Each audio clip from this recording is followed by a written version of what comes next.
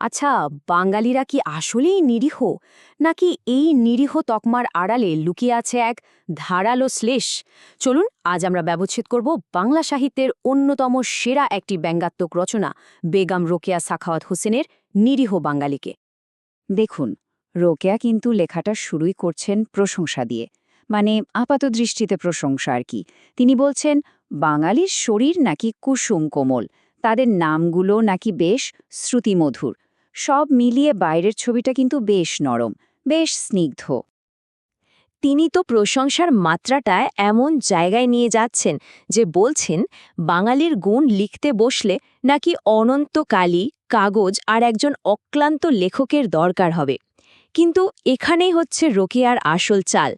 এই প্রশংসার চাদরের নিচেই কিন্তু লুকিয়ে আছে তার ধারালো সমালোচনার ছুরি।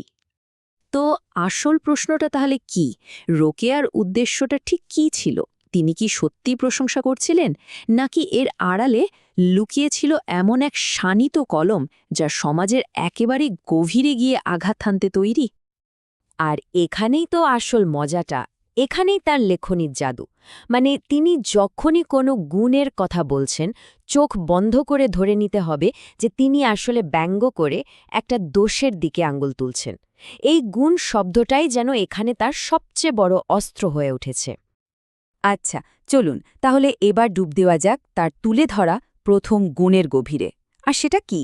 সেটা হলো শারীরিক আর মানসিক দু ধরনের পরিশ্রমেই একটা গভীর অনীহা। একটা দারুণ উদাহরণ কিন্তু তিনি দিয়েছেন। ভাবুন তো, দেশে দুর্ভিক্ষ দেখা দিয়েছে, এখন উপায় কি? রোকেয়া ব্যঙ্গ করে বলছেন, বাঙালিরা তখন কঠিন পরিশ্রম করে, চাষবাস করে ফসল ফলানোর চেয়ে ভিক্ষা করাটাকেই সহজ পথ হিসেবে বেছে নেয়। কারণটা কি? খুবই সোজা, কারণ ওতে কোনো খাটুনি নেই। আর এই যে পরিশ্রম বিমুখতা, এই যে মানসিক আলস্য, এটা কিন্তু সমাজের সব জায়গায় ছড়িয়ে আছে। যেমন ধরুন ব্যবসার ক্ষেত্রে কঠিন পথটা এড়িয়ে যাওয়া, বা ধরুন নিজের স্বাস্থ্যের কথা আগে থেকে যত্ন না নিয়ে একেবারে সবটা ডাক্তারের হাতে ছেড়ে দেওয়া। মানে জীবনের প্রত্যেকটা পদক্ষেপে সবচেয়ে কম খাটুনির রাস্তা কোনটা সেটাই খুঁজে বের করা। সবই আসলে ওই একই মানসিকতার প্রকাশ।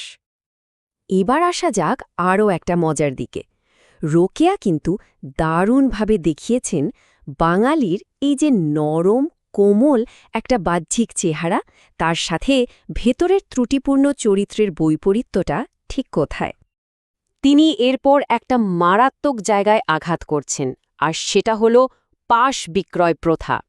মানে একটা পাশ করা ছেলের সাথে মেয়ের বিয়ে দিতে পারলে যেন এক রাজকুমারী আর অর্ধেক রাজত্ব পাওয়া গেল।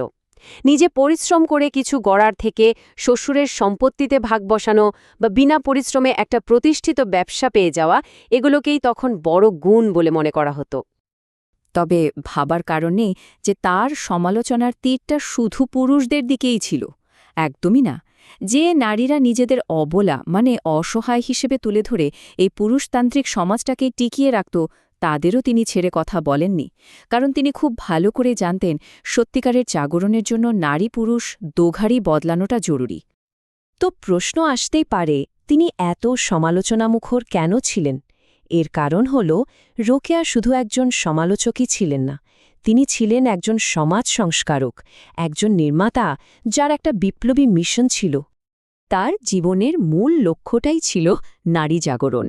তিনি খুব পরিষ্কারভাবে বুঝতেন যে এই আলস্য, কর্মবিমুখতা আর কুসংস্কারে ডুবে থাকা একটা সমাজে নারীদের মুক্তি কখনোই সম্ভব নয়।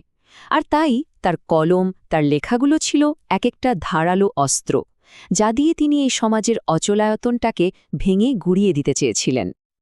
আসলে তার নিজের জীবনটাই তো ছিল তার দর্শনের সবচেয়ে বড় প্রমাণ। ভাবুন একবার, সেই সময়ে দাঁড়িয়ে সবার আড়ালে বড় ভাইবোনের সাহায্যে বাংলা ইংরেজি শিখছেন, সমাজের রক্তচক্ষু উপেক্ষা করে নারী জাগরণ নিয়ে লিখছেন, আর শেষ পর্যন্ত মেয়েদের জন্য স্কুল প্রতিষ্ঠা করছেন। তার জীবনের প্রত্যেকটা কাজই ছিল নিরীহ বাঙালি প্রবন্ধে দেখানো সেই আলস্য আর কর্মবিমুখতার বিরুদ্ধে এক একটা সরাসরি বিদ্রোহ।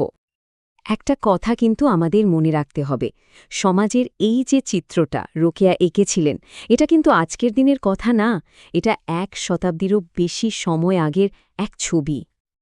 আর এটাই আমাদের একটা খুব গুরুত্বপূর্ণ প্রশ্নের সামনে এনে দাঁড় করায়। ১০০ বছরেরও বেশি পুরনো সেই সমালোচনাগুলো আজকের দিনে দাঁড়িয়ে আমাদের জন্য কতটা প্রাসঙ্গিক ভাবার বিষয়, তাই না?